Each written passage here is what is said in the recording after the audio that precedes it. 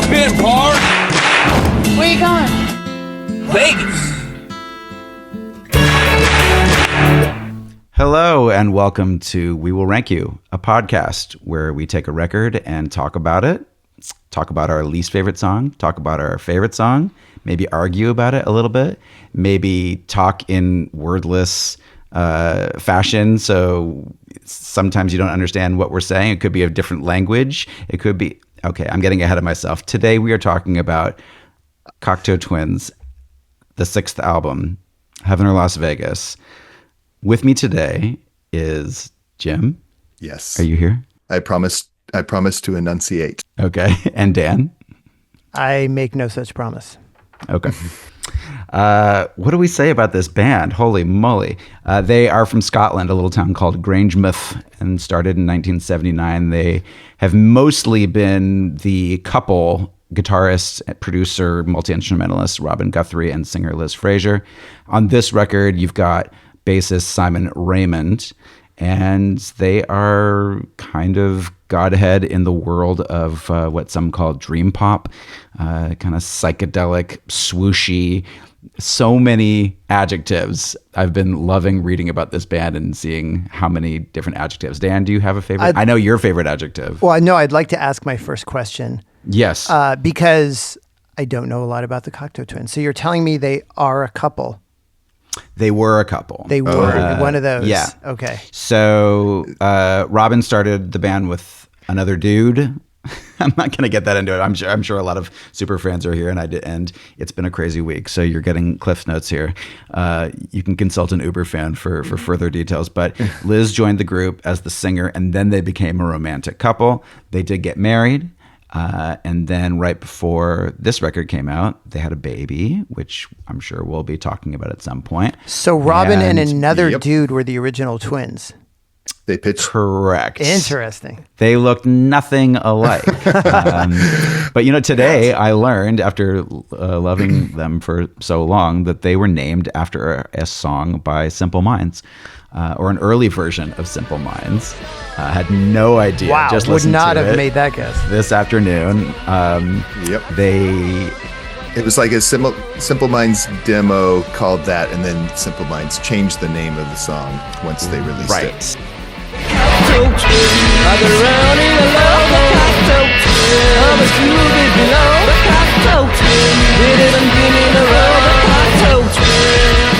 So they took their name from that. They changed the name of the song to Go Cure, not where The Cure got their name. Where did Simple Minds get their name? Do you know that one? No. Gene Genie by David Bowie. He talks about the simple minded. So simple-minded, can't drive his module. Oh, beautiful. Somewhat interconnected, but you should check out that song. They sound like early Roxy music, and it's actually really, really great. Like early Roxy music, Sex Pistols, Buzzcocks. I didn't know Simple Minds had that in Nice. them. No way. But I digress. I would like to know, before we get into the record a little bit more, what you guys do know. Maybe we should start with Dan, since he's saying he don't know too much. I can't wait for this part of the pod, because we always do it stone-faced. And I was like, does Dan like this band? I have no idea. Guys, I stayed quiet. It was so hard to stay quiet over the whole period that we take usually about 4 weeks these days to study up on an album. I stayed as tight-lipped as I could. There were so many times I picked up my phone and I was like, put it down, say nothing. You said Godhead, Adam. Like, this is one of those albums, every list, everywhere I turn, it would be on it. I know I'm supposed to like this album. So, of course, I listened to it, because anything I'm supposed to listen to, I listen to. But oh, how good. There's something about, I do that all day, every day. So it's just kind of everything. You're like, yeah, okay, put that on. You're half paying attention sometimes. You're doing whatever. You're not really kind of investing. And so that's one thing. The other thing is, I can't quite put it doesn't make sense, right? It's not one of those logical things, but to me, I heard it. It sounded over ethereal. It sounded airy-fairy. And I was like, not my thing. I immediately decided it was not my thing. I put it in a corner. Is this back in the day or back in the day? This is back in the right. day. Like when you said Cocteau Twins, and I'd love to actually see the video from when you announced your pick. My guess is I went into like a half grimace, like, okay. give it a shot. But like that was definitely the effect. Got it. There are two things I love about this podcast more than anything. One is talking about albums that we all love. We all know already, we all love, and we just go crazy. The second thing I love is getting introduced to new music where you're forced to listen to it. Yep. There's actually a third thing I love, which is making you guys listen to shit that you don't want to, but that's like a separate. But back to number two, sometimes it doesn't work out for some of us. We don't all love everything that someone puts in front of us. I'm still working on Love Atom. I still put it on from time to time. Still working on it. But other times it clicks and it's magical. Like I'm like, Kate Bush, finally Kate Bush. And like the Jam, I never didn't think I wouldn't like the Jam, but I just never took the time and, totally was into it. Right. So that leaves Cocteau Twins. Where does that leave us? Guys, Heaven or Las Vegas is the best album I've listened to for this podcast that I didn't know beforehand. Whoa. Spoiler alert. I just gotta get it out up front because I love this album. And it's one of those things where because I put in the time, I got to go from like casually knowing it to being like, holy shit, I love this album. Yeah. And I have no idea what that block was before because it reminds me of bands we'll get into that I already loved. I'm like, what were you thinking? Like there's a direct line here between this and that, at least in my brain. And anyways, I'm super excited. I've been singing this album for 2 to 3 weeks straight. And it's a different song every time. It's not like there's one or two songs. That's exactly how it's supposed to be. You're doing it right. And when I say singing them, I mean muttering a melody because I don't know a single word on this goddamn album. Right. Some. Were you already aware that she doesn't really use words or hadn't really used words before? I didn't know that at all. And I didn't. Pause. I'm sorry. But Adam, neither did I. Neither did I. Oh, I thought that there were lyrics that I never read. There's no liner notes, right? And so I thought I could find them on the internet. And then I found out, in the last week, wait a minute, even if I had tried, I wouldn't have. Anyway, very interesting. Yeah. Go, Dan. I'll say one last thing, which is, this exercise was kind of like you're falling in love with someone and it's been like 6 weeks and someone's like, what's the thing you love most about them? You're like, I don't know. It's like everything's still new. I have never changed my whole rank around this much. Like every time today, this afternoon, I made massive changes. Every time I listened to this, I made massive changes. I don't have a lot of, no, of course my ranking is right, but it is crazy how much it moved and it will be different tomorrow. And I'm super excited to talk about this album. Nice. Oh, that's awesome. Let's end the pod there. We're all friends. Right? Isn't that? I'm so like, great. I'm not going to be able to hide that I didn't love it as soon as I start in. So I just got to be. Yeah. All right. Oh, that's great. All right. So Shall all I go? know, all I know is maybe in passing you saying that you and your gal like this. That's all I know. Okay. So it came I out. don't remember you and I ever talking about this record. I don't think so. Yeah, I was so surprised you picked it. I was like, how do I not know if he is into this or not? I had to keep reminding myself that this was Adam's pick because this is such a Jim pick to me. Like just listening to it. really? Okay. I'm so proud of that. That's so great. Thank you, Dan. So it was released in September 1990. I'm sorry, when? September 1990. Adam's birthday, When in right? Isn't he September? gonna? Thank He's you. why? It's Yeah, right on my there you go. birthday. Oh, September 17th. Awesome. On my 19th birthday, and also the birthday of their daughter, Yes. Lucy Belle. So Nice. So she was born on September 17th, 89, and it came out a year later. So on her first birthday, they Yay. celebrated with a record. By the way, really quickly, this album really feels 5 years earlier than that. I couldn't believe. I mean, Really? well, technically, 1990 is probably like the end of the 80s, cusp. maybe right before Nirvana blows Yeah. up. But to me, it felt a part of all that other stuff we were listening to. Anyways, sorry, Jim. Right. Stone Roses and Nirvana change everything, right? Anyway, so the cusp. it's released in September 1990. I'm a sophomore going into the sophomore year. I met a girl named Sonia in October, and we were dating by December. So this nice. album was like, and part of the reason we clicked is because I saw her tape collection, and I was like, oh my God, you don't have REM's Out of Time, you have Dead Letter Office, the West Side album. I'm like, I think we're going to be friends. Anyway, so it was a very important album to us. I love it. How do I say this delicately? We're going to talk about it. Some people put on Barry White. Anyway, so this one you were allowed to play around the house. Yeah. Yes. Oh, she has opinions on all this stuff. So anyway, so the funny thing is, though, I never went forward or backwards from there. I've never owned another or bought another Cocteau Twins album. Wow. And when I did go backwards or forwards, it was kind of like you, Dan. It was like, oh, it's good, but it just never grabbed me and held me. And I was like, I've never, even had a tape of another album of theirs. And right before the pod, my son says, "Hey, you're doing Heaven or Las Vegas tonight, right?"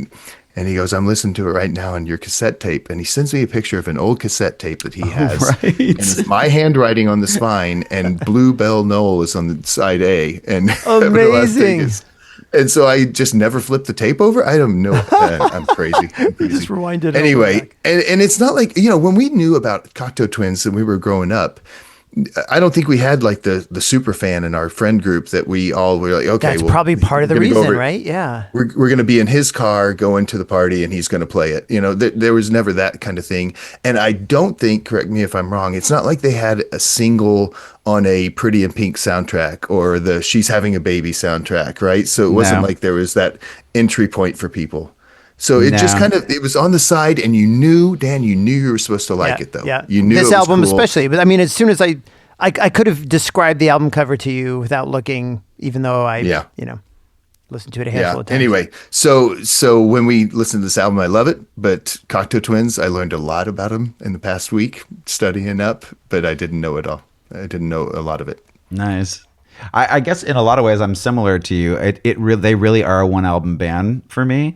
I've owned other albums and they never clicked quite the same way. They were definitely more gothy and moody for 11 years before, and they this is definitely like considered more. They're more poppy, I guess, album, if you can call it that. It doesn't sound gothy. I'll say accessible. that. Let's call it accessible. Yeah. And it was quite a jump for her to have the most like discernible actual lyrics.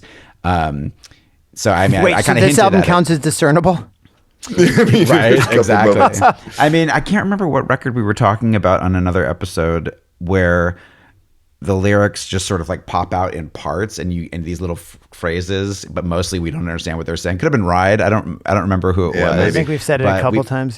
Yeah. But with her, she started just singing lyrics, and apparently one bad review made her say, I'm not gonna let that happen again. I'm just gonna start singing in gibberish, basically, and take fragments of words from other countries and any grab bag that she could, and that became just this beautiful extra instrument, which is so interesting, and not a lot of people have done it since. I know that there are some imitators. They're like what Sigur Rós, or I don't know who else, but she's the queen for sure.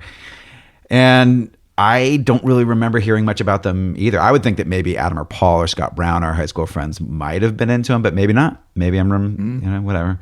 But I remember my first memory of knowing who they were at least a little bit. It was, I had the record and I went in to interview to get a job at Warehouse Records, which was a large West Coast record store chain, kind of like second only to Tower Records. And I went in an office with a guy named John Roberts, who was, I don't know, a few years older than me. And he was like a long-haired Rush fan, but liked all kinds of music. And he sat behind a desk and started asking me questions. And I'd answer them like, I don't know, whatever he was asking, like my work ethic and where do I want to see myself in however many years and why do you want to work here? But the office was covered in cool stuff because it was a record store.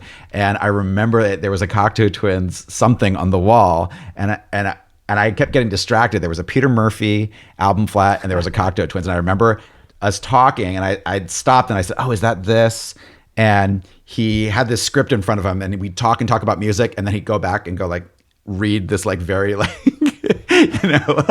official thing. Like, We're both laughing because it's so obvious that like he doesn't want to be asking me these questions. Oh and I'm What's nice your biggest enough. weakness? He's a young guy too, and we were just laughing our way through it. And we ended up talking about music way more, and it was like, okay, you got the job, right? Yeah, I did.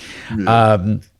So loved the record, and I remember that I'm pretty sure this one might have come out via Capitol. I can't remember now because 4AD is like the famous record that they were going through in England. Label, but I think Capitol put it out. And my best friend in college, Mike Byer, who I went to school with in Northridge, he was interning at Capitol Records. So I got to go visit him a couple of times in the famous Capitol Records building in Hollywood while I was interning around the corner at BMG. And I would get all these free CDs and give them to you guys and him, and he would get free CDs and give them to me. And that was actually his job. He was part of the college music department where you were literally supposed to just send free shit to college radio stations to get them to put your band on their top 40. But he also had access to their entire back catalog. So if I wanted all the Sinatra, Beatles, whatever, I probably could have done that, but I didn't want to ask. But at one point he said, would you want all of the Cocteau Twins stuff? And I said, yep, because I would just kind of just got into it. So I had a bunch of their records. I think I ended up keeping Treasure. I really liked that one too. But this one was definitely so head and heels above everything else about them. But Jim mentioned it, and I'm like, we're gonna have to talk about it sometime, but this is a bedroom album. And I was like, I wasn't sure if Dan had been listening to this for 30 years, but Jim mentioned something about It's a Sonia record too. So, without question, this is, the record that I have fallen asleep to and, made love or whatever to more than any other by far. And I remember having this conversation with my fellow interns at BMG and thinking, wow, this is such an interesting, enlightened conversation to be having with four dudes. And we were talking about what we like to listen to. And it was all shoegaze because like Chapter House and Spiritualized had come out through BMG. And we were talking about that kind of stuff and Cocteau Twins. And I'm like, four guys sitting around talking about like, it just seemed like such a therapy session to be talking about this.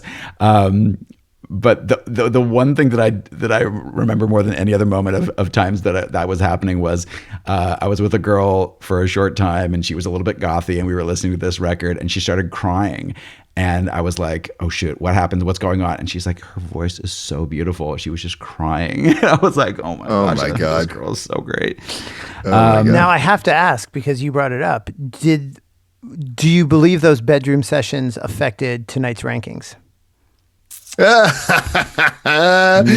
because I'm not sure. This is supposed to be neutral. I mean, right. I have no memories of specific songs. Do you, Jim? I mean, like, yeah, but I mean, all my memories end after the second song, Dan. I'm asleep. Well, I was going to ask if maybe like, what did you do in the silence for 5 minutes when you rewound? You didn't want to flip over to Bluebell Knoll, so apparently you were just rewinding that one side over and over, and it was that awkward. Give me a couple minutes. Oh, you're so flattering. All right. So they toured sometimes, but not a lot. I was going to ask about that. Yeah, they weren't really known as a great live band. I have the aforementioned Mike saw them, and the way he described going to see them was like, oh wow, it's not something I would want to really see. They had a tape machine with the drums pre-recorded, and the bassist would kind of like walk over and press stop on a tape machine and then press play again in between songs. I'm like, there was probably a lot of smoke, no visuals because it was, late 80s, early 90s, whatever. She notoriously had a lot of stage fright, and I remember trading for a live show. I think we mentioned it on another episode because it was at Zellerbach in Hall in Berkeley. And she's just shrieking, and she has like the most amazing voice. And I don't know if she had good nights, but I can't find them. There's some TV appearances that are kind of good, but it was only her, and there's all these beautiful harmonies, and it was just her, if I remember right. You got to somehow you got to bring that back, or it's not. Yeah, and so she didn't perform for years and years, but she sometimes will sing with Massive Attack because she sang on a couple of their songs. Perfect. And I guess at some festival, I don't know if it was All Tomorrow's Parties or something like that, she got a band together with 2 or 3 female singers and did these songs like justice. And there's almost there's like bad camera footage on YouTube.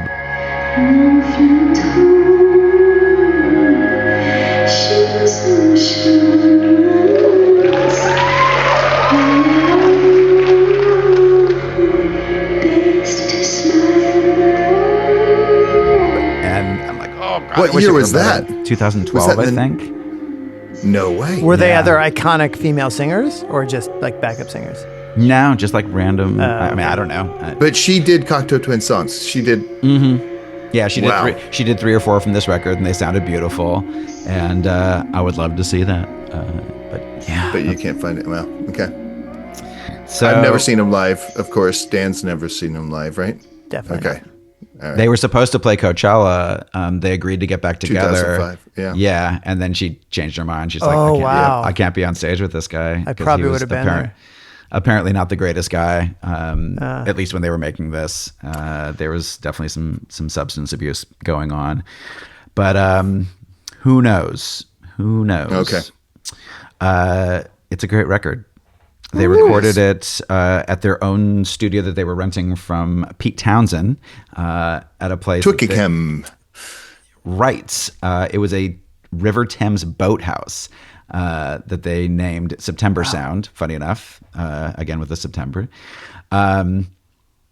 What else was it? Was their most successful album. It peaked at number 7 on the UK album charts, number 99 on the US charts. But it eventually sold about 250,000 copies, according to Billboard, by 1996. Solid. It was And around it's there. it's made all the rankings of like the 1001 albums you need to hear before you die, and you know it's Yeah, got some. that's- It's got that's some why I've listened to critic it, right? love It's- out there. yeah. Yeah. So before we get into ranking it, I'm curious if you guys had some other random song that you know and like by them. I don't think we're ever going to rank another record by them. So sometimes what We're do doing here is Bluebell talk Knoll about- for sure. Jim's just gonna lick the tape. Do you have another favorite song by them that you somehow know? I love Bluebeard. It's the 3rd track off of 1993's 4 Calendar Cafe.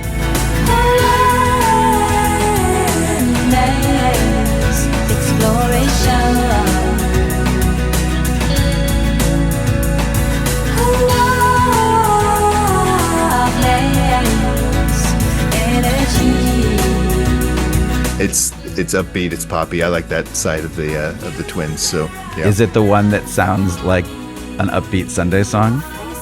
yeah, maybe. Is it that one? You're playing it as we listen to this pod, right? Oh yes, exactly. You're gonna be you're gonna be playing. And now he's gonna match his the little- right man for me. Yeah, that's all I can remember. There was a single on the record after, or 2 records after. It might be that one. I don't know. Sundays is definitely one of the artists I was going to mention again and again tonight. Yep. No, I got nothing. Nothing. And sometimes I think I've got nothing, and then I go onto Spotify and it says you have 6 liked songs by this band. But I just went and there's nothing. So this is it. Well, Okay. on Bluebell Knoll, there was a single called Carolyn's Fingers, and it actually did make the that lower sounds part. familiar. It made the lower part of 91X's top 91 that year. And it's got this like really like chimey intro, and then a huge beat comes in, which, oh my gosh, what song that we loved 3 years later wasn't doing that? Whether it was Soup Dragons or Chapter House or whatever.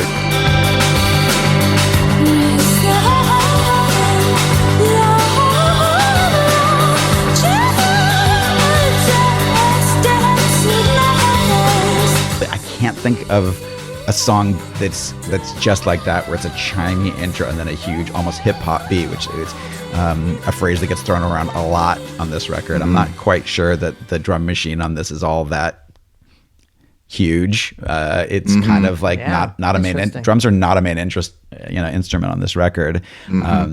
But I almost kind of want remix with bigger drums, and I went looking for remixes on one of my drives a couple weeks ago and found some interesting, weird, cool stuff. I could see that's some of good. these songs having booming drums. Yeah, for sure. Yeah, that would totally work.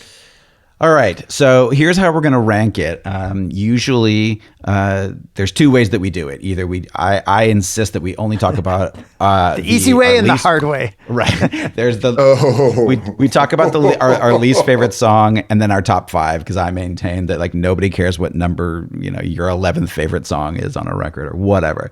But this record is so hard to discern which songs are which, and I've been listening to this record constantly for 30 years. I can only imagine how it's been for you guys. And I told Jim the words that he's been waiting to hear for 4 years. Can we rank it the way you like to do it? Which is what we do is we each rank it from our least favorite to favorite, put our numbers into a spreadsheet and get a group average, and that way, and we count down our group average to countdown, and with each song we each talk about it. And those numbers are hidden. We've not seen them yet here tonight. Right.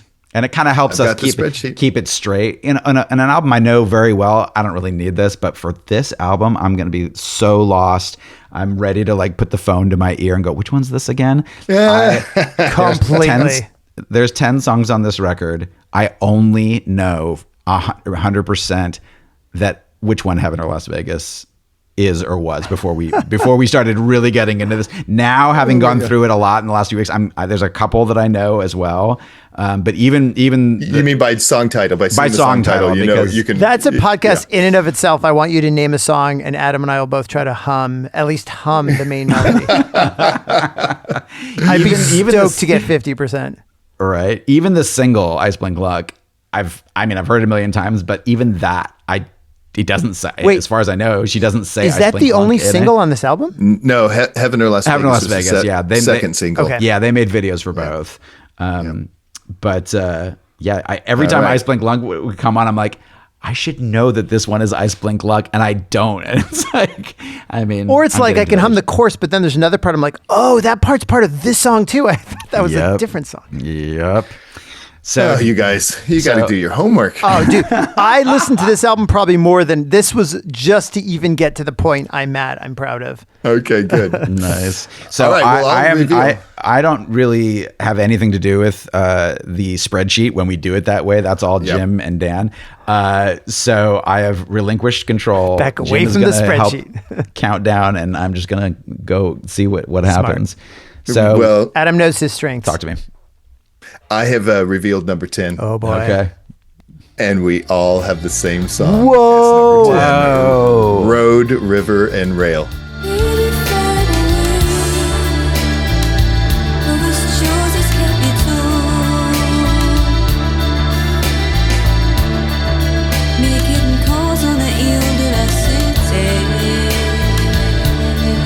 I told you guys I'd figure this shit out. Yeah. Dan, you're right.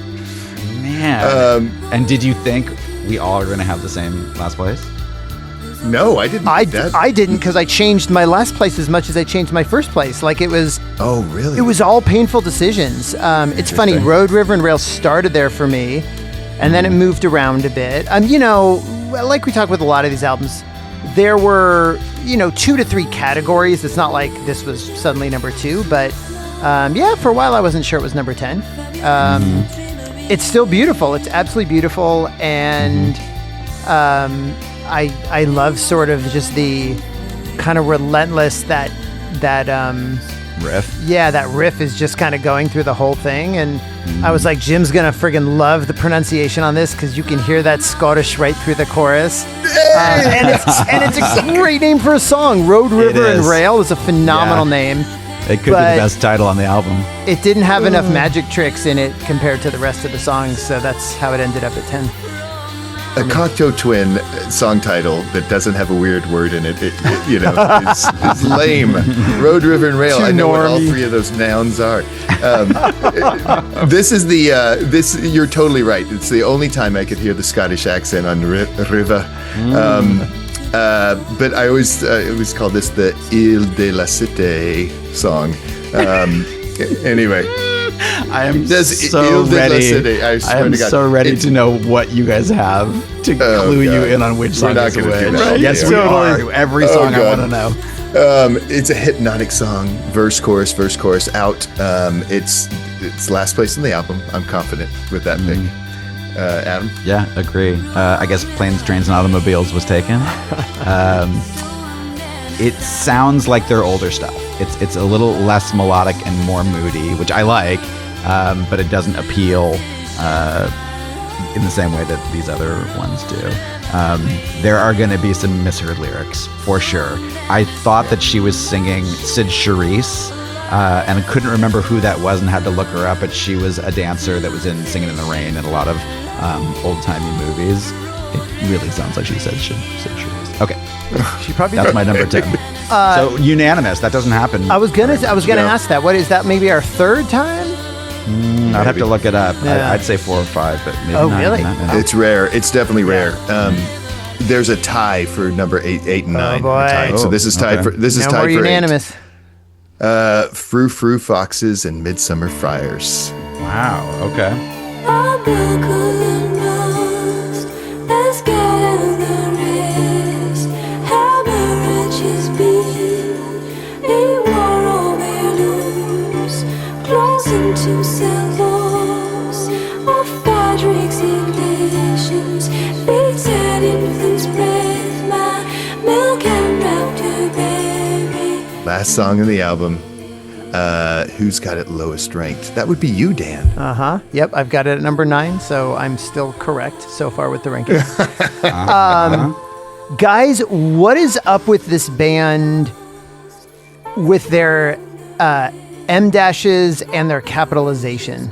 Uh-oh, here we go. So they've got 2 songs on this album with dashes. Yeah, 3 songs on this album with dashes. Each time the second word is lowercase, which just throws me off because everything else is capitalized, well, except for the ors and the ands and the r's. Just throws me off. But anyways, this song for me is Cool Rounders. You remember that movie Rounders? Oh, I love So Rounders. it's just Cool Rounders. Cool round. That's what it's doing over and over at the end. Okay. It's really pretty. Speaking of Kate Bush, which we talked about earlier, huge Kate Bush vibes on the first half of the song, Yep. and then it starts to pick up, and it gets into shimmer mode, which a bunch of these songs get into shimmer mode, and I'm a Yep. fan every time they do. Yes. And so in some ways, the only reason these ones that ended up at the lowest was the melody wasn't as iconic as the rest of the stuff, and there weren't as many magic tricks. It was one or both of those, and so this ended up at number 9, but I totally enjoy this song. I love it a lot, and it kind of moved around in the rankings too. That's awesome. I instead of Cool Rounders, I had grew louder, grew louder.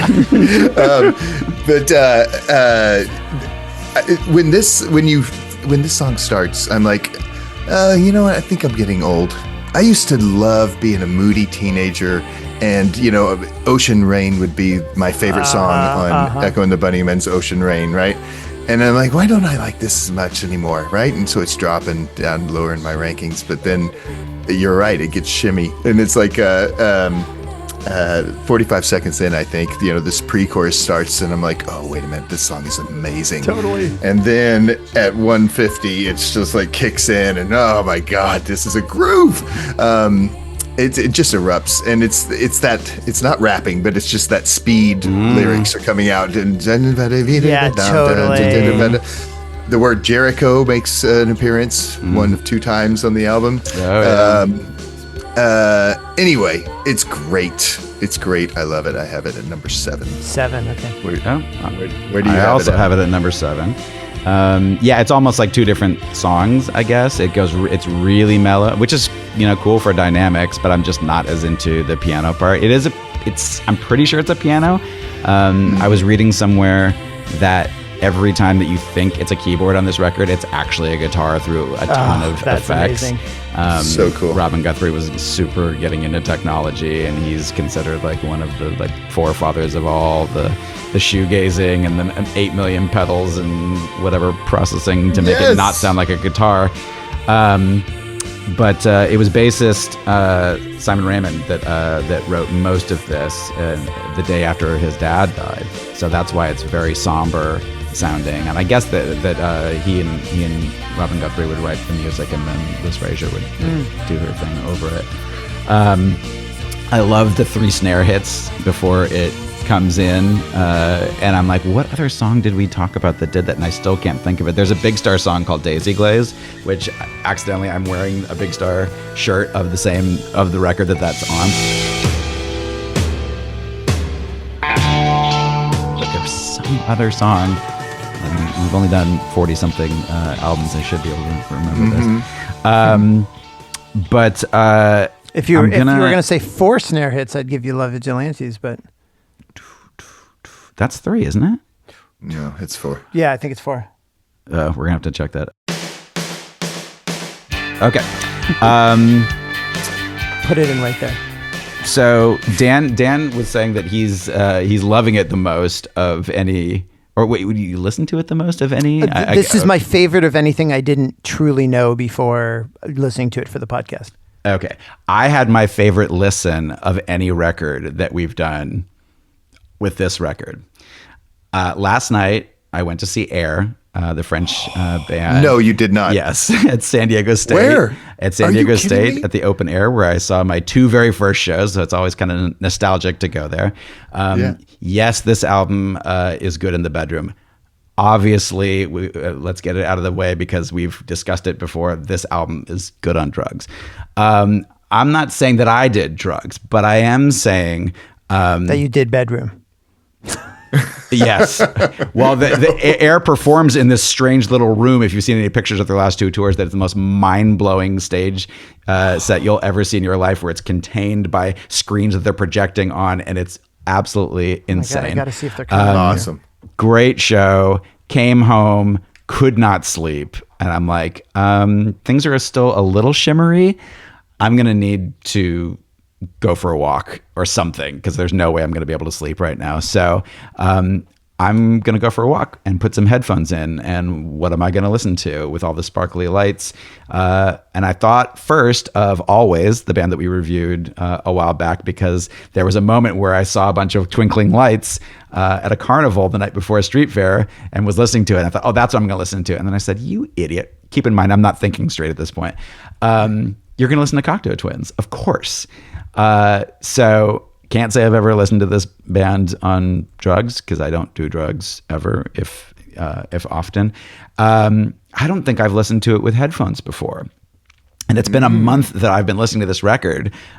Usually at some point I think, oh, I should listen to this on headphones. Pretty much every record we've done for years now, but for whatever reason I didn't. So what a revelation and joy to get to listen to this. So I went and did the San Diego thing, walked to a Rollberto's, my closest taqueria, and thought I gotta keep walking until this record is over. It's just so good. I thought I made a mistake and went too far, and I was going to finish before I got home, but lucky me, literally as the last song is ending, the Midsummer fires are fading out right as I walk up to the house. I couldn't have planned it any better. I usually don't like it when an album ends with a fade out like that, where it's still singing. And now, of course, I love it because I'm going to think of this moment for the rest of my life. You walked inside and slept like a baby. I did, and it was fantastic. Nice. And made it to work That's the next great. day. And I hate to do it on the same song, because that's where I should just end right there. But I have to mention this made-up fact, because we haven't done a made-up fact in a while. And it's a visual one, which usually doesn't work on a podcast. So we're going to use this as an excuse to get people to go to our social media and watch this. So you guys can't reveal exactly what you're looking at in a way to get people to go there. So little known fact, this song was actually up for contention to be a sitcom theme song. And I've been able to find the video just for you guys. Are you ready? Yes. Let's go. Okay, here we go.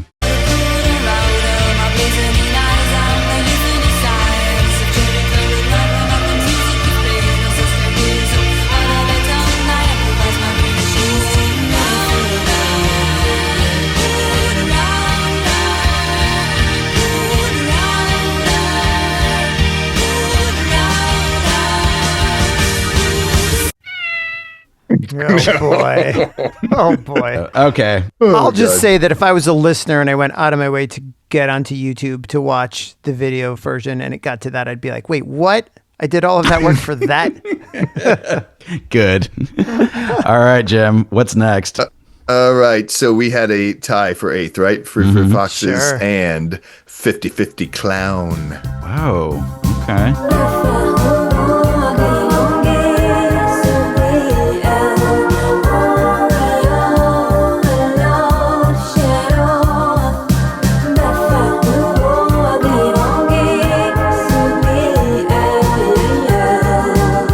And of course, you guys are going, which one's that? Because you can't you can't imagine Right. it.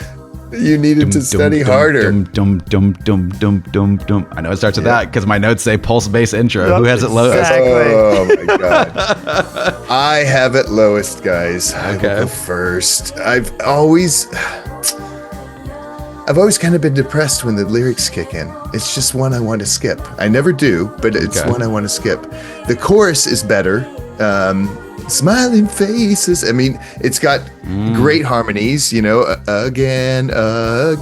Yeah. I love the bridge. Guys, there has to be low-ranked songs on this album. You can't love them all. Yeah, I hear And that. I got this as number 9. Well, I knew it wasn't number 10.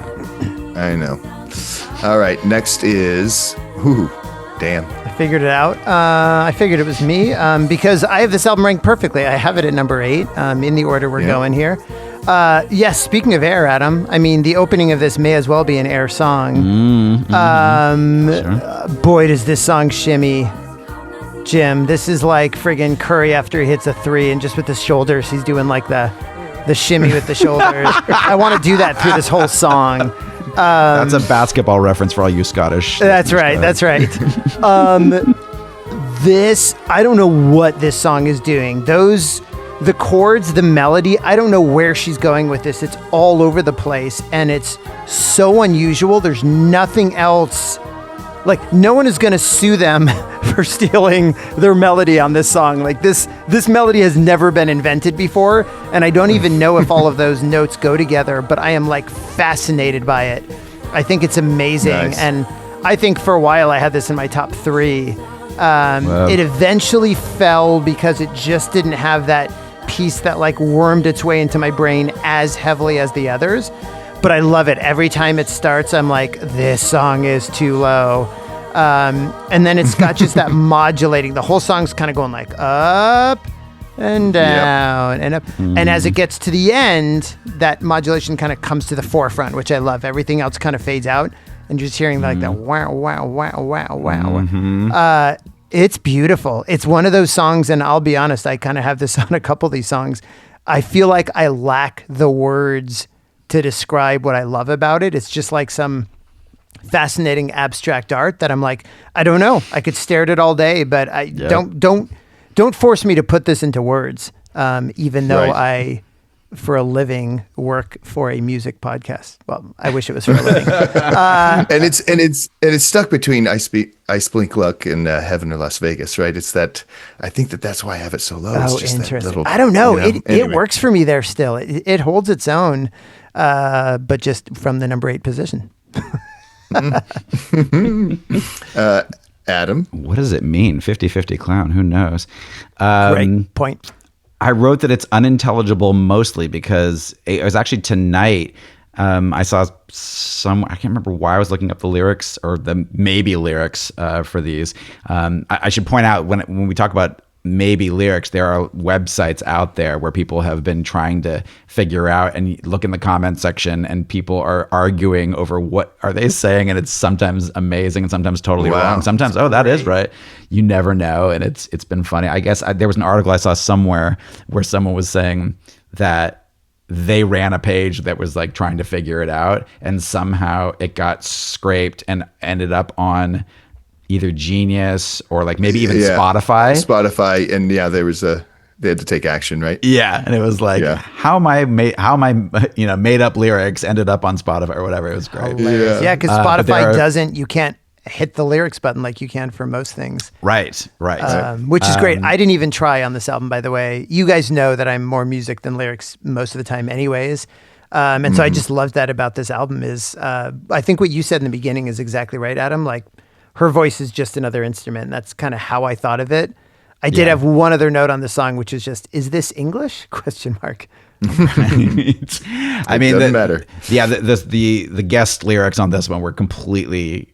I don't think they were right in the first few lines, and then all of a sudden she started. I think it was in the chorus. I was like, oh wait, there's some words. So it's like, but Dan talked about that kind of shimmying, that pulsing, sort of panning between the left and right, like going between left and right. It's an incredible on headphones. I love that super high wordless melody break after the chorus, which I cannot sing, but whatever. Yeah, I know exactly what you mean. But then it's like so many great, if you could call them middle eights, but almost every song has a really cool like middle eight or ending coda.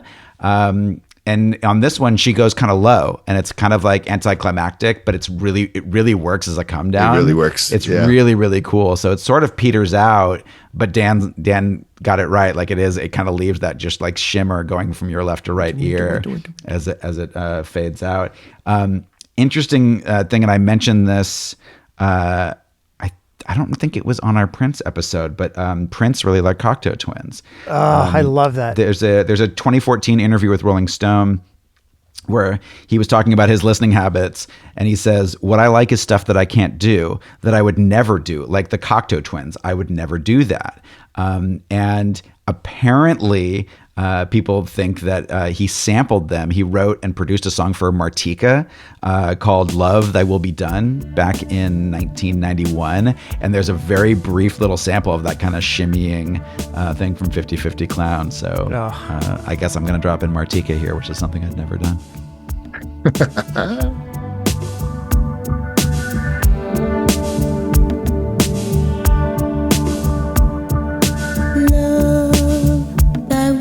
Done. I can no longer hide. I can no longer run, no longer care. All right, let's go to number 7, Wolf in the Breast. Adam, you are talking first. Okay. I got it at number 9. Dan already said we're going to talk about the Sundays, and here is that melody. This is big time.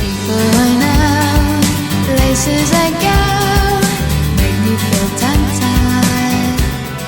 Running my shirt up to almost lean the tail every time he charms they long. 1 year after Here's Where the Story Ends, and I can't imagine that, getting compared to the Sundays, that they weren't listening to them and maybe digging it and maybe throwing a nod to them. But that Wait, opening, which one came first? Sundays came after, right? Sundays came first. Sundays came first. Well, okay. this song. I mean, not the band, but the album. Yeah, that album. Yeah. So Here's Where the Story Ends was a hit in '89, and this came out in '90. So People I Know, Places I Go, that is the exact opening melody for this, which is kind of great. She Feels Perpetual. I love the True Blue middle 8. It's really great. I really dig this one, but it's not super hooky. It's just a vibe, and I do dig it. But I got it at number 9. All right, Dan. I mean, yeah, her voice is an instrument. I've talked about this before, like singers who they just, every song, the way they deliver that song is just notably different than the other song. And that's one of the things that truly knocked me out about this album is her singing is remarkable. And on this one, just the way, I don't know any of the words, but like, da na na na na na na, like she like pulls those out, and then she goes back to da na na na da na na na. Just love it. They produced this album themselves, right? Yeah.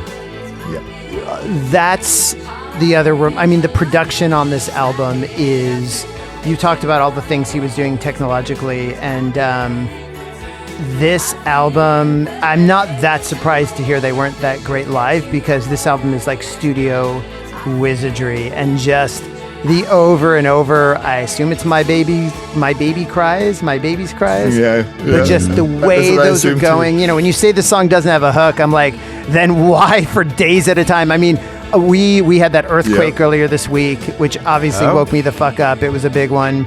and I'm back in sleep, trying to go back to sleep, and all I'm hearing is "My baby cries, my baby," like over and over and over.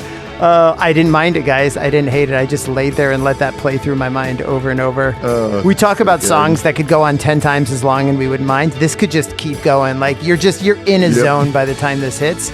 Love Perpetually. it. I had this. I love it. I had this at number 6.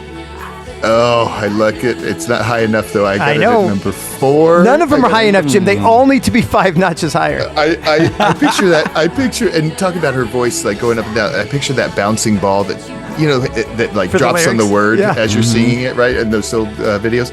So this is like the ball that gets dropped from a high spot. Pieces I go, pieces I. It's got high bounces, and then it goes. You need to Yeah, there you go. There you It's go. like losing momentum. Perfect. The My Baby's Cry.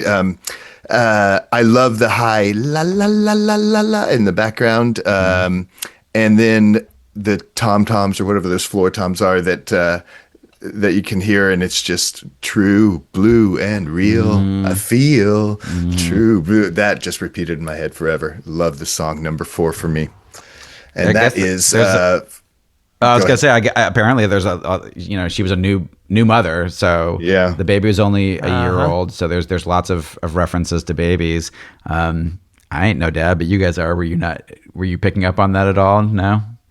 No, 'cause I I was couldn't hear the thinking. lyrics, I was thinking it was a love song, like especially with him. Yeah, I don't know. But I didn't think about but the it makes fact sense. that she's a new mom and the song's called Wolf in the Breast. I wonder Yeah, if could be that. I mean, yeah. my baby Yeah, cries. I was totally off. She's I saying my was baby totally off. cries. I don't know. that baby's being a little bit of a pain. Yeah, and it's definitely a mom wolf. with baby, not lovers. Yeah, Which I was totally made off. me wonder today for the first time, if she is a newborn mother, is she like nursing a baby and then like for a couple hours at a time she's putting her down, going in a vocal booth and singing the most insane awesome things ever with the baby out of earshot so it doesn't end up on the tape. Not having barely slept, so like Right. she's just making up lyrics. It's Unbelievable. Oh my god, that's great. So okay, that was our number 7 overall, guys. And if I reveal the number 6, it is a tie. So tie for 5th place. 2 songs have tied for 5th place.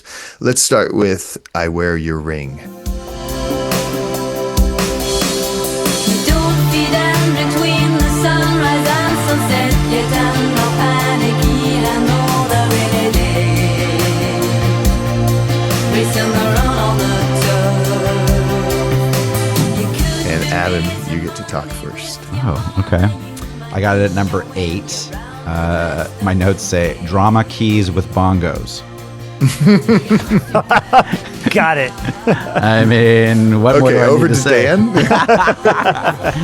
Dan. Great middle 8. Fine. Oh, God, I love Where was that. going with Yeah. that. Oh, so great. Yeah, with those harmonies. But yeah, those, again, if those aren't keyboards, holy moly, in the beginning it sounds like keyboard. You're telling me that's not keyboards at the beginning of that? That's what I'd read in a few places that it's almost all guitars. But again, it's the internet, who knows.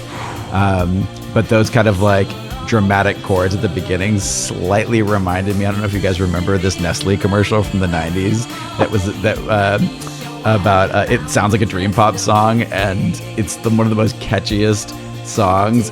Okay, let me see if I can say it, because Faith No More covered it back in the day, and it made it They like covered a Nestle song? yes, A when Nestle you, commercial?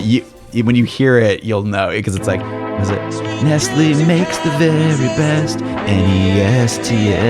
It's like so I remember that song. dramatic. It's so catchy, and it became viral a couple of years ago. People going, that was the jam. That was what started dream pop. Like, and it's like this like hilarious. Like everyone's dressed in white. It's like making this over dramatic, but it sounds a little bit like that. Oh, that's funny. I can see that actually. Well, I've got this at you have it at 8, right? I got it at number 6 on my ranking, and I call it the Dos Vidania song. Dos Vidania team sunrise.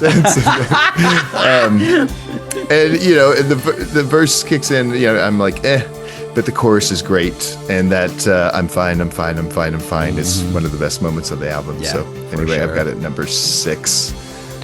Dan, you got it ranked the highest of all I three of do. us. I have it 2 more notches up at number 4.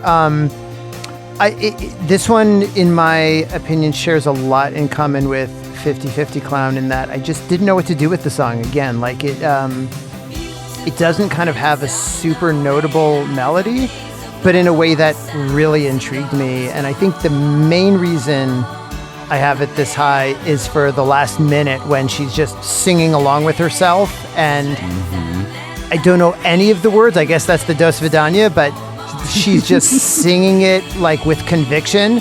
And it's going, they're like going 5 steps up and 5 steps down. And it's just hypnotic. And again, I'm like, I can't name another song that's maybe the Nestle song now. I guess I'm going to have to pick that. But that's like remotely in this universe. And one of those songs I had to elevate. And just when the bell went off that it was time to submit our rankings, this one was higher. But I love the last minute of this song and just, those harmonies just going all over, emphatically singing lyrics that I cannot place for the life of me. Right. All right. Well, that one was tied for number 5 with this song, which is, he reveals on the spreadsheet, Cherry Colored Funk.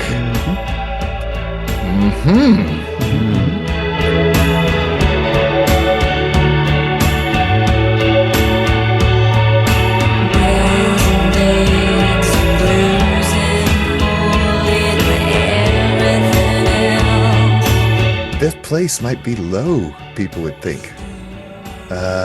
Who has it lowest? I'm to blame for that. I was a little surprised this wasn't a single, actually. I know, it sounds like when you started, it's like, oh my God, this is an album. This is a mood setter, warm embrace. Like this is who the Cocteau twins are. It reminded me of this Eden. sound. I just kind of assumed this was like the song. I mean, I'd heard Heaven or Las Vegas, but I assumed this was the other song. And I can't believe I'm ranking it so low. But it just, if I have to be harsh, it doesn't go anywhere. I think I'd have it higher if it was 50% shorter. And like an album opener, it's just like an amuse-bouche, and then we moved on. At the 2-minute mark, we should have been hogged and tied and in this tiger's mouth. That's all I got. I'm so sorry to this song, because this is, you put it on the album, you're like, oh yes, I love this band. So I can't believe I have it 8th. Anyway, where do you have it, Adam? I've got it at 5. I've got it at our average. I love it as an album opener. And when I press play on this record and I hear this, I'm like, I'm so going to be loving the next 40 minutes or whatever it is.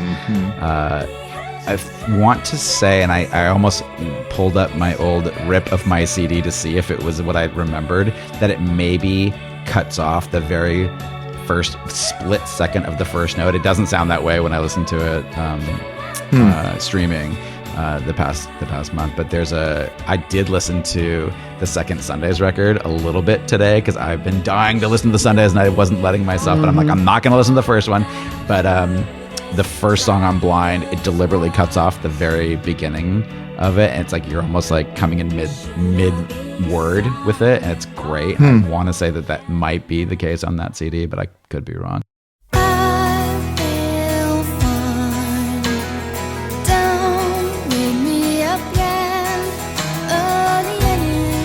But it's so it's like such a chugging little opening. Another middle 8 where she goes down low. You shouldn't be talked and hogged and tied. Whatever. That's really, really cool. And there's a really cool counter melody underneath it that she just goes on, and it's so beautiful. So really dig it, but for me, it's right in the middle, number 5. How about we talked about the way it starts, but how about the way it ends? It's like, and we're done with this one. Hit right. Stop on the tape, Yeah. Yeah. Right. Mm-hmm. Anyway, sometimes that's all right. good. Where do you have it? Where do you have it, Dan? I also have this at number 5. Fair criticism, Jim, that it doesn't go anywhere in particular, but it doesn't need to, because I can hear her go from that low to that high, which I'm not even going to try to sing because good God, is that high. But I will tell you that I was at a conference like a week ago, and all I could do as I was walking around was that high part. I was just singing it to myself. My head was kind of going like this, and I'm just like, I don't care. Yeah, it just.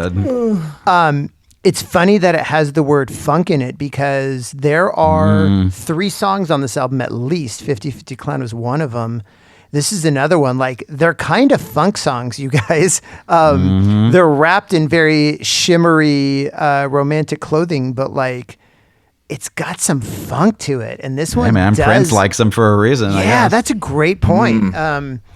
It just amazes me. And there's that modulation again, or whatever's going on with the wow, wow, wow, wow. I mean, that's kind of the whole vibe of the song. I was thinking there's a bunch of songs on this album where I was like, if I'd known this earlier when I was playing a lot more guitar and stuff, I would have been like, what song on this album would it be like, let's cover? I don't know where to fucking start with this.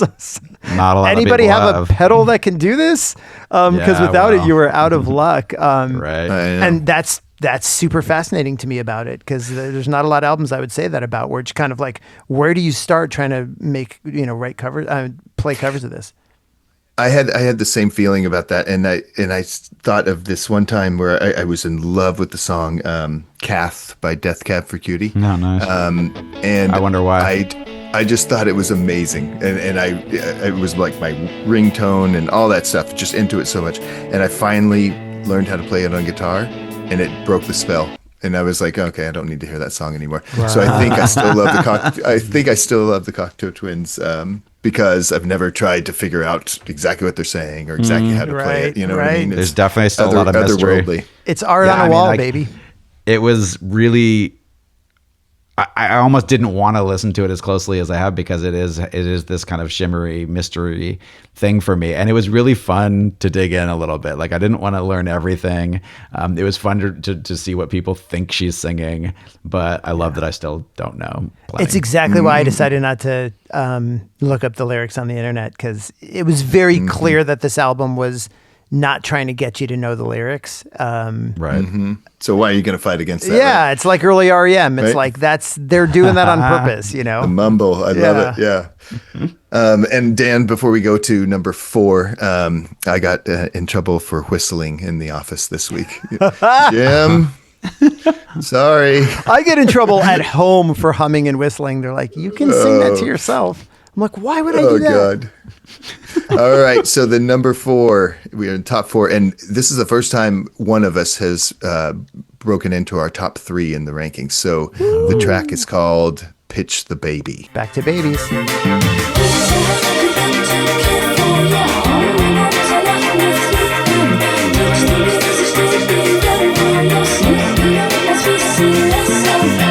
Dan's going to talk about it first. I mean, again, start about openings. I feel like it's like, ladies and gentlemen, introducing your 2025. I feel like a team is going to come running through the tunnel. This is It's Serious by Alan Parsons. That's what the Bulls came out right, to. exactly. Dun, dun, dun, dun, dun, dun. This is the most straight up funk song on the album, which means Adam's got it the highest. I mean, that bass is not even pretending on this song. It is full on funk. Sure, they're doing Cocteaus in the front, but the guy in the back is like, let's turn this into a funk song, which I love. That opening so strong. This was number 1 for a while. I wrote, that shit is slinky. That's what I wrote on this. That's how I remembered it. And then, the end is the other part of this song where it goes crazy, right? With a wah, wah, wah, wah, wah, wah, wah, wah, wah, wah, which I absolutely love. I feel terrible about it. I lost sleep over this the whole time, but this ended up at number 7 for me. And by the way, this is far too low. I know, but something had to end up. At least I didn't, put Wolf in the Breast that low like some of y'all. Anyways, by the way, we have a tradition. We call it our line, which is above the line is all the songs you have to have on this album, and anything below you could live without. My line, guys, is everything above 8, which for an album I've never heard before, I think is pretty stunning. Yeah. So this is easily above the line. Wow, that's great. All right, so you have Pitch the Baby in your personal ranking at number 7. I've got it at number 5 for me. Air was definitely listening to this album, especially the bass part, and it's La Femme de Yes. D'Argent. It's just, yeah. Oh, no, I did the French pronunciation. Oh, did you? oui. Yeah, I don't know my French. But I had to look it up and have Google read Wait, it so to me that's today. really real? Say it again. I want to hear it again. D'Argent. Wow. La Femme de Jean. All right. Nice. One of those concert songs. Like if you're seeing them live and the song comes on, you are sweating your ass off because you're moving so much, but also your feet never left the floor. Right? They're totally stationary, but your entire body is just, oh my God. You're like one of those only inflatable things at the car dealerships that's moving. Yeah, exactly. Oh my gosh, that's funny. You should say that because Pulp had those at their show the other night. Who Love it. fucking one of the greatest things I've ever seen. Out of nowhere, 3 of them pop up at the front of the stage for like 1 or 2 songs. God Why? damn, so Oh, brilliant, God. brilliant. I Go ahead, don't know if sorry. that's brilliant, but Yeah, it is. Okay. It was. So there's so I think it's I don't think I just sing it as I only want to wear your ring. I have no idea, but it's really, really good. And at the end when it goes out, it's and that's where I do my robot dance for you. It is so fucking good, and it's number 5 for me. So good. Adam. Oh, you guys totally nailed it. It is such a neck bass song. You can totally see Yeah, like, and he's yeah. really hanging back. It's not like it's like over the top funk. He's like waiting in between notes. It's really great. And a super hip hop beat on it. It's great. I only want to love you over and over and over. That's what I Okay, there you go. I'm pretty sure that's what she's singing on that, but man, I only want to love this song. You mentioned the ending, and it kind of peters out, and then bam, like just like bam, bam, like super hard ending.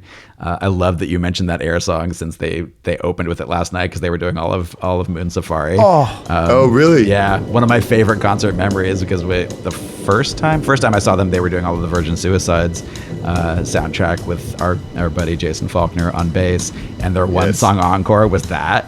So there's that like long like ethereal opening, and then the bass finally comes in, and Jason got to play it, and the place went absolutely bonkers. It was so great. Man. Love it. I've got so this good. way up at number 3, y'all. Number 3. Okay. Pitching That that was baby. that was really good. Let's go listen to that song after this podcast. All right. In our group number 3. By the way, I couldn't take it anymore. I just checked, and Air is here on Monday. So, oh man, I got to see what I'm Hey, doing. can you look for anything in between us? Like What's where are in they playing what between would be in Fresno? between us? LA, Santa Barbara, anything in there? I can't remember Are they where playing? they're playing the bowl. Because they're going from San Diego to you. They must be. All right, this weekend. let's do I this wanna right say they're now. playing We're the going to ball. do this right now. Anyway, I'm sure this okay, is what the but people I'm want to hear. gonna reveal the number 3 pick, which is Fotzepolitic. I did not look up how to say that. Yeah, you worked on your French instead of your Cocteau. right. Polish. My dreams are loaded, sick and must be dressed. The young girl's dreams. I can't believe this is not number 1 for all of us. Adam, you're gonna talk first. Interesting. Number 4 for me. This is the other song that has a bit of a Sundays rhythm. Oh, totally. Not the melody, but it's got that sort of like Smith's Sundays upbeat jangle to it. Love the way she asks, "Do you?" And then again, "Do you?" Just so great. Love. But holy moly, never noticed the lyrics. Did look these up and love that she's singing. It sounds like she's singing it too. See and saw bounce me back to you. So I was picturing these kids on a seesaw bouncing up and down. See and saw bounce me back to you. Makes it even better. No way. Wait, where'd Holy you find these moly. lyrics? Where did you find these I lyrics? can't remember the name of the site. There's a no, bunch- there's no lyrics for any of their songs, famously. So how do right. you- But like I said, there's internet definitely creates- been places that were sort of a center for people to suggest things, and I can't Okay, remember so where I'll find they're not official. They're not official. No, but they're definitely not. But okay, Googleable because I went into Genius and I typed this in because I was like, okay, I'm not going to type in "I Wear Your Ring." There's going to be like a million country songs I'm going to have to sort through. Which song am I going to look up? Right? Oh, Fotzepolitic, right? Yes. And Matt Pond, PA covered them. Oh, I saw that. I saw that. All the lyrics are there, right? And I'm like, oh my god, but it's not official. But anyway, did it sound kind of mostly? Yeah. Seeing so bounce me back to you. Seeing so bounce me back to you. Will you? See and saw bounce me back to you. God damn, that's so cool. It was like I so know. visual for me. Let's hope So that's say one right. more time. See and saw what? See and saw bounce me back to you. So it's like two kids on a seesaw, I yeah. assume. Yep. Maybe that's what she's getting at. I was close. But I had then, see and sew me back to you. That's pretty good. But then the part that I didn't really remember after 8 million listens is that kind of wordless ride style break where she's just singing long ahs.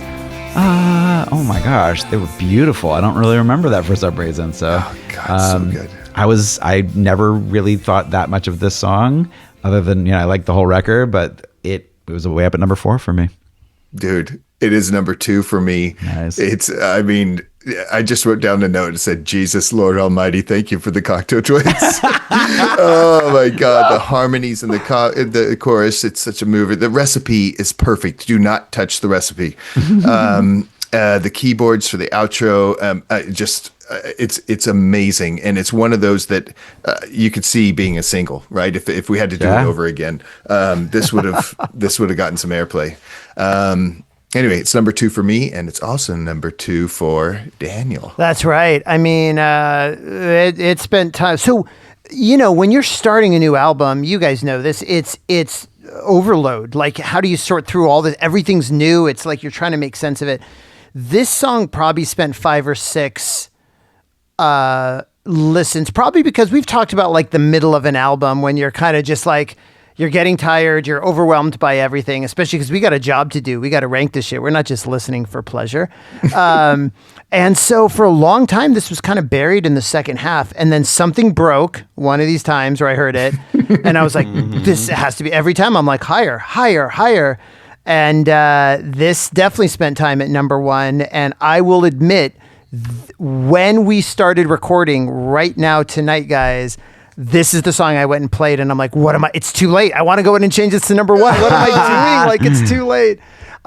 It's totally the Sundays. Also, the other band that just came breaking through that I was like, how did you not like Cocteau's when you love the Sundays and you love Shelly Ann Orphan, who this totally had some Shelly Ann Orphan vibes. Yeah, at 217. That'll be my next pick. Yeah, there you go. At 217, see and so me back to you. I'm like, that works.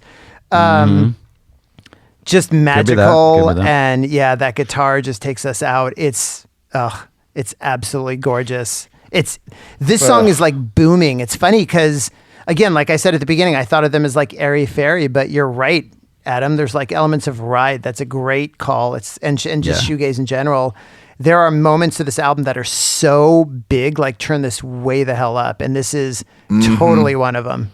Yeah, the guitar is on the end that you just mentioned. It's My Bloody Valentine Ride. Yes, big time. Searing. Totally so that. good. So good. I think if somebody said, "Hey, you ranked Cocteau Twins? I never heard them. Can you send me a song?" I think I'd choose this one as the entry point. That's interesting. Yeah, I like it. All right, I'm going to reveal number 2. Wait a second. Before you reveal your the number 2, none of us have talked about these 2 songs. Oh, so we definitely could have the same number 1. And number 2. And number 2. And I do think there's only one album ever that we had the same first place and last place. Oh, right. Do you remember which that was? I think it was Fleetwood Mac. What was Rumors. that? It was Fleetwood Mac. Oh, my God. I don't know if there was another one, but yeah, I'm pretty sure on that one. For both. Yeah, that was definitely the only one. But I've just revealed it on the spreadsheet so I can see it and you guys can't. That's true. and I'm very disappointed in you. Guess not. Guess not. The number 2 song in our ranking is the title track.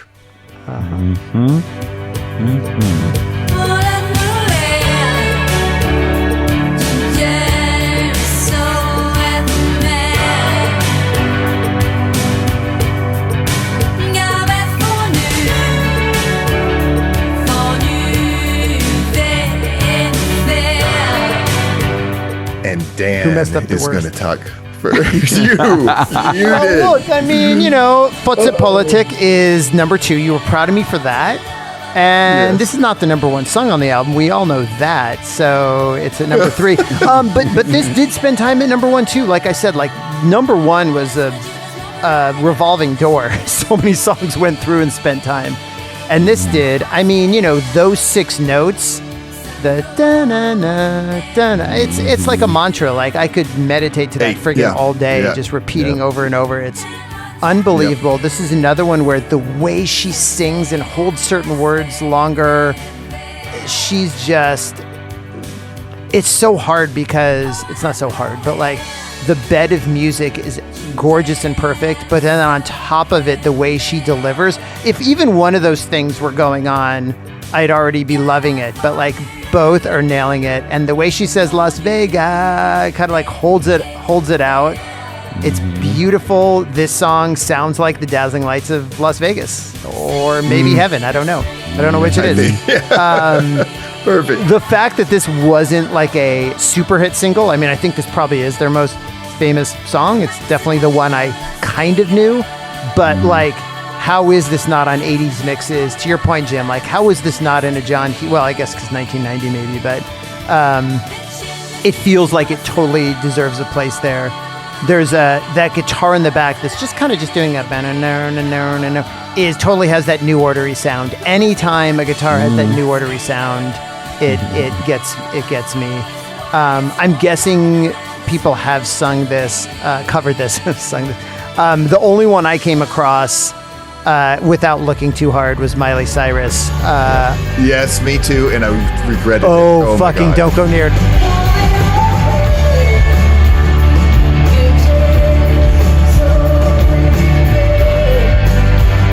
Yeah. I mean, huge props that Miley Cyrus, who's massive, pulled this out, but don't bother again. Don't. Right, good taste there, Miley. Good job. It's like of Mice and Men, where she hugged the mouse too hard and the mouse died. It's that kind of a thing. Just so pretty, so pretty. Why isn't it number 1? It just. No, you don't need to say anything negative. There's better. There's stuff I love more. No, I don't want to hear There's stuff I love more. Oh yeah, if Jim's saying that we got it wrong, then it must be me next, because I also have it at number 2. It is the ultimate in shimmer and imaging and matching imagery. Heaven or Las Vegas is such a great phrase. It's such a great album title. The lights on the cover that are all whatever they did to get that, it's just absolutely perfection. Christmas tree lights. Yep. Yeah, exactly. The slide at the end, I've always loved forever. I've mentioned a couple times that I did some shows, and Jim came to one of those shows actually, where I did a duet show with a guy who played pedal steel, and in thinking what song would be good, what songs have slidey bits on it, and so this was on my list. And for the very last one we did this with my friend Marie Haddad, who was our guest ranker on our Kate Bush episode, and it was okay. We didn't get to practice it that much, but it makes me want to get it right. I've always wanted to go in and actually sing it. I sang the lead and she did the harmony, and we made it a little more country, but that slide at the end, I mean, what words are you singing? Did you look at I looked them up, and from this site or whatever? From that site, and they're not great, but they were okay. I love the way she sings. What is it? It's much brighter than the sun is to me, but it sounds like she's saying soon is to me. I don't know which one it is. One thing I like to do, and I've mentioned before here, is sometimes if I'm really curious what people think about songs, a good place to go to is just hit YouTube comments. And so I went through every song on this record, looking at people just gushing about every single song on this record. But my favorite Are you saying comment, for once Cocteau Twins is the one place that there's positive comments Positivity online? on the internet. people have such strong memories. It is heaven after all. Oh my gosh. It's a safe place. But my favorite comment that I saw by far was with 1,800 likes. Wow. Was all in caps. The comment, garlic fondue. And you just know exactly that was it. Garlic That's really fondue funny. with 1,800 likes. And I'm like, oh my God, that is so amazing. great. I have to disagree with your assessment of Miley's cover because the music's great. She sings it great. But every 5 seconds, she keeps saying, hey guys, hey, it's me, apologizes. Miley. Jesus. So what I'm going to do is I'm going to take that audio track and give it to my friend Scotty, who is seeing Pulp and LCD Sound System this very second at Hollywood Bowl with my girlfriend, and they've been texting me, and I'm so jealous. He has a way to devocalize songs, and I want that version without her talking because it's actually really great. And she's I a don't great think I singer. agree with you. I think I don't I agree thought with it was them at all, great. but I'll still do think the exercise. the band is like trying to muscle their way through it, you know? Okay. Like, Yeah. They learned it on the fly to do it, and I say total effort. I mean, again, they played it, and they played it in Las Vegas, like, you know, Right. fun. Yes. More important than that conversation is, Adam, what are the words in the chorus? I mean, we could Do look you it know? up while we're. Yeah, I let's mean, look it up. I can- need I can to always pause know, it, you know, I want to bumba She bee. about a bustle. It's Guys. it's more brighter than the sun is to me. I love the one line. Is it fantasy for a carnival, a fantasy for a wedding? That's one of my favorites. Oh on my there. God, I need to go to this site. Right? All right. I don't want the magic to disappear though, like I said. Anyway, okay. So But that said, I've always thought in one part that she is singing "Heaven or Lost Bagels." Like my entire time Stop it. I've been listening to this, but I thought for sure there would be at least a few of those like funny misheard lyric cartoons that people do for songs. Like they did one for Yeah. Pearl Jam's Yellow Ledbetter, and there was only one that I could find, and it was actually fucking hilarious. So I highly recommend that you go look up "Heaven for Lost Vegans." It was way funnier Okay. than it should have been, but it's That exactly is the best what name you'd want. ever for a, Right. well, I guess it would be for a barbecue, right? If they're lost vegans. That's amazing. all right, guys. I have it at number one. Yeah. Those descending notes of the lead, and it's 4. And if you put your fingers like a staircase on a fretboard, Dan, Did you say it's on a 4? guitar, yeah, it's ding, ding, ding, ding, ding, ding, ding, Wow, ding. It's just a, is it just a And- minor shape? No, well, yeah, but anyway, I'll show it to you later. It's just a staircase. It's so easy, but that's all I know. I didn't go further than that. The fact that it kicks in immediately, it's like you put the needle down in the middle of a song. Guys, this song is playing in heaven on a 24/7 loop over and over yes. again. And when you turn it on, you're just tapping into that frequency, right? That's how it goes on forever, and it needs to. It's amazing. Fascination Street tone on the bass is what I wrote down. love they it. don't.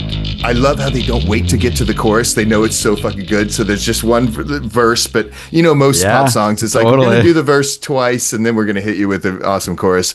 They get right to it. The background. So when they go to the chorus, and the first, I don't remember the first time I heard it, but every time it hits me the same way. The drum hits, and then it just all happens to you. The background vocal starts, the ethereal keys, and then it immediately goes into the tension of that one note, you know, and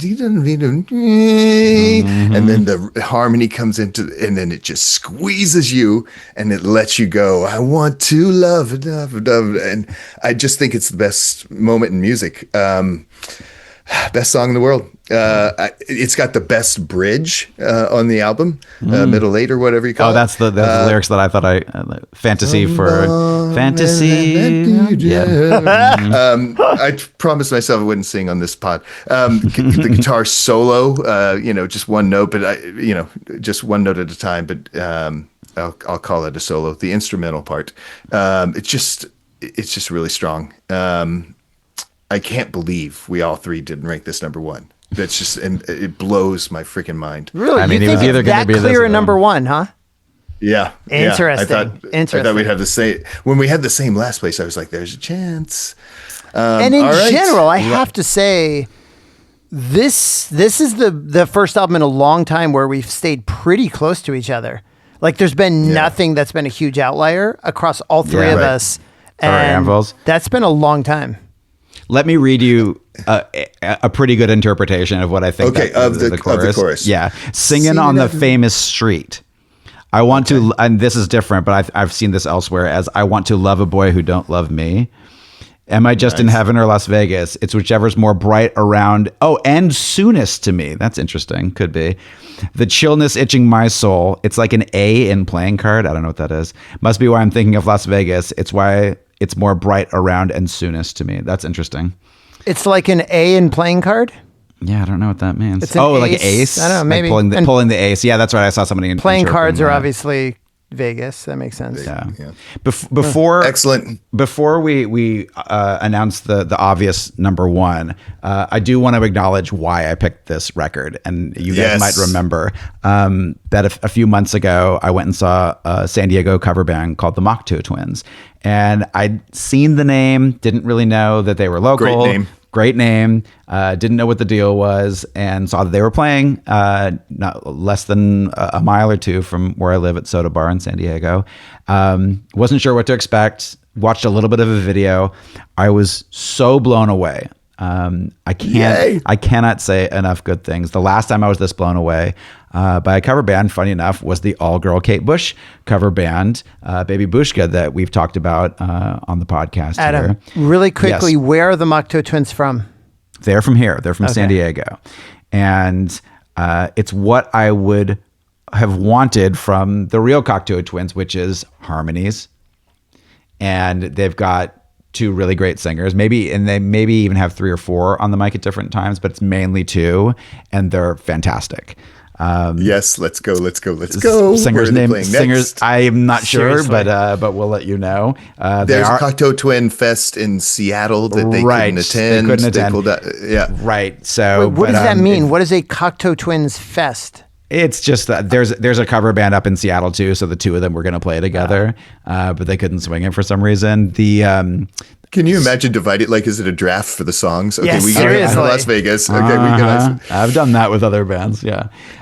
So of course I had to reach out to them, and they were nice enough to have a little text thread and sent me the results. So here's what they had to say. Starting with Jackie Mendoza, vocals, saxophone, electric ukulele. We first started Mocteau Twins in 2023 while we were at a cover band show at Soda Bar in San Diego, which is where I saw them.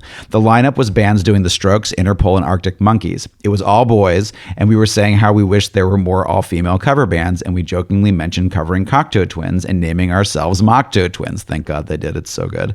We eventually met up to practice the songs, and we were surprised at how close we sounded to them, especially Charlotte's vocals. So we booked a cover band show for Halloween in 2023, and we've been doing it ever since. We are all really close friends and have our own projects. Kara has Moon Daddy, Laura has Memory Leak, Charlotte and Laura have Breathe BB, and I have my solo project under the name Jackie Mendoza. Kara Potiker, bass. OMG, I don't even remember how I heard about Cocteau Twins. I don't remember ever not knowing about them. Laura Gonzalez, guitar. I discovered Beach House first and got obsessed with the dreamy wall of sound that led me to discover shoegaze and dream pop. I first dug into Cocteau Twins around 2010 in search of learning more about these genres and their roots. Then I found a community of fans who showed me their vast, full discography and have been obsessed with them ever since. Beach House was my gateway to Cocteau Twins. I would download indie playlists, and I think that's how I discovered them. I went to my last.fm to see my scrobbles and check when I first listened to them, and it was in 2010. I guess my top album is Victorialand. It really hit in 2020. Wow. I had it on repeat, and it got me through the pandemic. Kara says, that makes perfect sense. I feel like Beach House and Grizzly Bear were also my into the shoegaze dream pop world. Jackie, my bandmates in Gingerly's showed me Cocteau Twins in like 2013. When I joined the band, they sent me a playlist of bands that influenced their sound, and it was all shoegaze and dream pop. Charlotte Miller, vocals. I discovered Cocteau Twins when I became obsessed with the song Teardrop by Massive Attack in my 20s. Love, love is a verb. Love is a doing word. Feel someone pray. I thought it was the best song I'd ever heard and was sad that not all of their songs had that vibe. I realized I actually mostly loved the vocals, so found out who it was. It was, of course, our Lizzie. So I found Liz and then found her projects. I Wear Your Ring is least fave, and my fave is probably Cherry. Kara, I think least fave is Road, River, and Rail, and fave is Cherry for me. Mm-hmm. Jackie, OMG, I don't remember that song. Haha, the name sounds like a country song. Good for Road, River, and Rail. Yeah. Least fave song on Heaven is I Wear Your Ring. Uh-huh. Fave song is Cherry. Uh-huh. Wow. And to play live is Pitch the Baby. Yes. Nice. Laura says least favorite track, Road, River, and Rail. So we agreed. Fave track, Heaven or Las Vegas. Kara, seeing that, changes her mind. I feel like this is also my answer. LOL. Yes. So thank you, Mocteau Twins. Hopefully everyone in the world will get to see them soon. You can go to their Instagram page, which is Mocteau, MOCTEAOU. When and watch some clips. told us that, when you were announcing your pick, Yes. I specifically remember thinking, nope, I would never go to that. And now I'm like, when are they coming up? Yeah. It was. And didn't you learn that one of them is in a Cranberries cover band, and the band name is Ocean Spray, which I can't tell if that was true or not, because it was Charlotte's fiance at the time, now they're married, who told me that, and I'm like, oh, I didn't get it, and when I realized later, I'm like, oh my god, that Ocean is Spray. so Amazing. I genius. really hope so. I really hope so. all right. Back to Wait. the I Cocteau do Twins. have one other thing. Speaking of bands or artists that have been influenced by the Cocteau Twins very clearly. It's funny because obviously this month I've been deep in Heaven or Las Vegas mode. And all of a sudden I go put on, obviously we listen to other stuff over the course of the month. I put on the new Chappell Roan song, The Subway. The second it starts, I'm like, total Cocteau Twins influenced. Okay. You got to I listen. gotta hear it.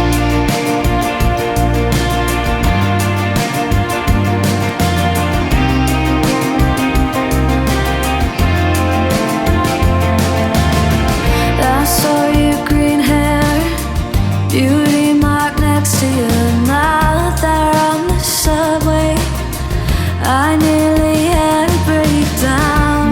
Music or, Okay. or vocals. I mean, it's not over the top with the vocals, but I feel like she's channeling it a little bit. And the music, it's not like a dead ringer, but it feels heavily like that's an influence. That's interesting because I had one thing that I was like, I'm not sure where I'm going to work this in anywhere, but the middle eight of Alanis Morissette's Ironic, she absolutely is doing Liz Fraser for a couple seconds, which is Interesting.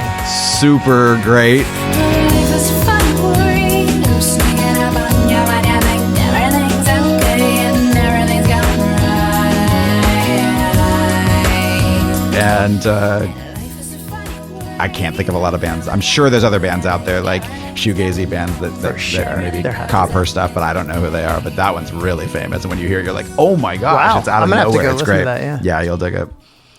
Well, All Jim. right, All Jim. right. Number one is Iceblink Luck.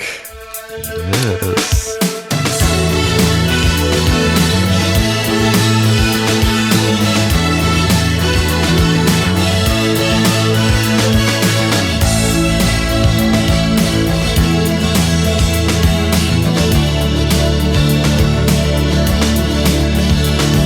Seeming to be living alive. Happy again, call in time. I've got it at number three. Oh, I thought you had it number two. What's your number two? No, I had Fotzepolitic. Why do you keep making me say the name of that song? Say it one more time. At number two. Anyway, so Iceblink Luck is my third. Peter Hook bass. Actually, you know what? Simon Gallup bass to start. Yes. Right? Beautiful I melody. definitely thought And then 43 seconds in, you get the lead bass from Peter Hook, right? Nice. So it's got it's so good. The harmonies in the chorus are amazing. Jericho for the second time. Or is it the Cherry break- Coke? Yeah, That's maybe. totally what I had. That's what I thought for 30 years. Oh no, that's the answer. It's But got there's ice in something the about titles. There's something about the walls coming down, and Jericho's walls, were anyway. There, great point. Read your Bible. Breakdown at 2:35. Just What is that? Yes. What is that breakdown? It's been driving me crazy for 2 I don't weeks. know. It's exactly like some other famous song. Oh my gosh. Love come down on Steve. I don't know. It's very Bo Diddley, but someday we'll figure it out. Anyway, it all works for me. It's my number 3. Over to you, Dan. Gosh, it sounds a little bit to me like Fascination Street, to be honest. Speaking of that bass. Anyways, I have no idea what a fucking Iceblink luck is. I don't care. That's the point of this album. This song sounds like it should be an anthem of alternative rock. Like I think probably the tiebreaker for me that made this number 1 is, this feels like it was on every episode of 120 Minutes and I just missed it. And it finished in the top 10 of the 91X and K-Rock countdowns, and I just missed. Like, it immediately felt like it fit in there. I'm like, but it's not that super overplayed. It's that one that has still held up and we're still in love with. You know that list of songs. And this just fits right in on that. What she's doing on those verses, the way she's fucking singing those verses is absolutely gorgeous, moving that voice all around. I'm not going to try to do it. It's got Cherry Coke in the chorus, which is great. And then you nailed it at 2:36. This song becomes an epic rock song. Like, this song starts rocking the fuck out. Talk about something I want to see live. It feels, talk about burning this whole madhouse down. Is that right? That's what I got. Like, the song actually has edge to it. It's even the way she's singing, she's kind of at a different level of like possessed as she's singing, I feel like, on this song. She still sings beautiful and melodic, but there's like an edge. There's almost like a violence, I think, in the way she sings some of it. And it just gets me fired up, which again, took me so far from where I started with what I thought this album was. And so that was just so remarkable to me. It's still absolutely gorgeous. Is that my word? Gorgeous or beautiful? Anyways. Gorgeous. I was going to say something earlier on, like, how many times are we going to hear it from Dan? I think I showed restraint. Did I not? You did. You mentioned it early on. I was like, oh, there's one. And I wasn't trying to, but it's gorgeous, but it's edgy. And at the very end, that hard rockin' musical bed just drops out and it ends on her harmonizing with herself. And what better way to go out, Jim, which is also why this should be number 1. Yes. So good. Harmonizing with herself on the word baby. So and there it is, the theme of the night. How fitting. I had a really hard time deciding what was going to be 1 and 2.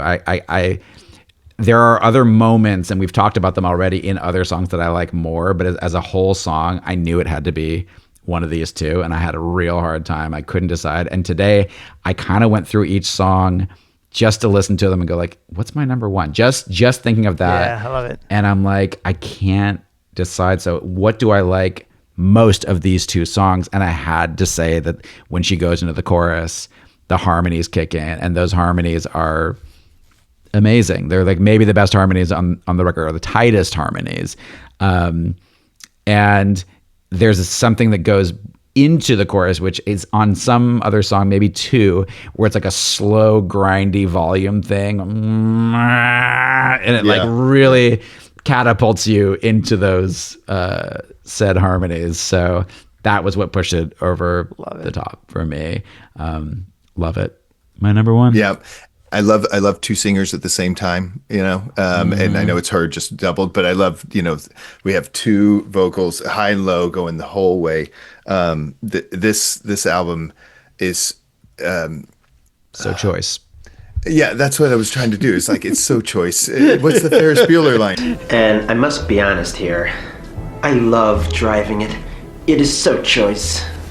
if you have the means, I highly recommend picking one up. It's so choice. I You had highly your fingers. recommend you You get had it. your fingers up like that. Yeah, exactly. That's what I was going for. And you've done so well, Adam. I don't think anybody can follow you. I don't This know. is so good. I think we end the pod now. I mean, we That's it. need a recap for sure. But I agree, Adam. Excellent pick. And I'm so happy. man, this that- is totally like, this is part of the reason to do this, is to put these new albums in our lives. I'm so happy Yeah, this is in exactly. my. Now Thank I'm you, going to be Mocteau like, yeah, twins.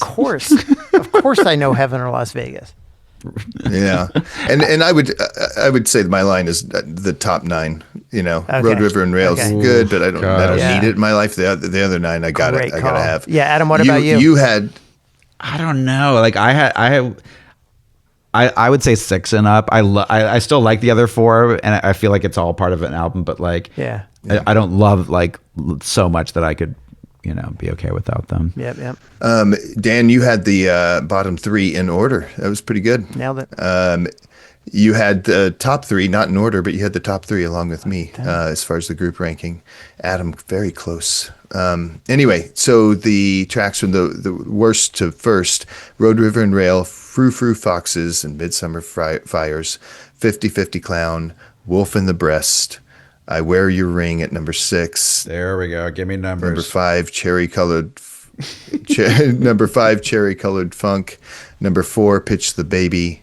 Number 3, you're going to make me say it again. One more time. Fotzepolitic. Number 2, Heaven or Las Vegas. And number 1, Iceblink Luck. You did great. That's great. Who's next? That's I a am. good question, Jim. I don't think Don't ask so. that question if you're not going to like the answer, Jim. By the way, I just checked. Fleetwood Mac Rumors is the only time that we all agreed on last place. This is the second time. Oh, wow. Yep. Wow. And we we came dangerously close to another worst than first. Jim, it's your turn. Oh my Jim. God. I get to pick. I guess you can have this one, Jim. You can have this one. I still think, all you know right. what? Actually, I think this album should have counted also as Jim, so I'll go. Because, I mean, this is basically your... Do not pass go. Guys, you've asked me, I think, maybe one of you has asked me to pick this band numerous times because you didn't want to, but you wanted to rank it because it's good for the pod. I've got one And I idea. delayed, and I'm finally going to do it. And it's not that it was all part of the master plan. Oh boy. To do it now. Please don't be that.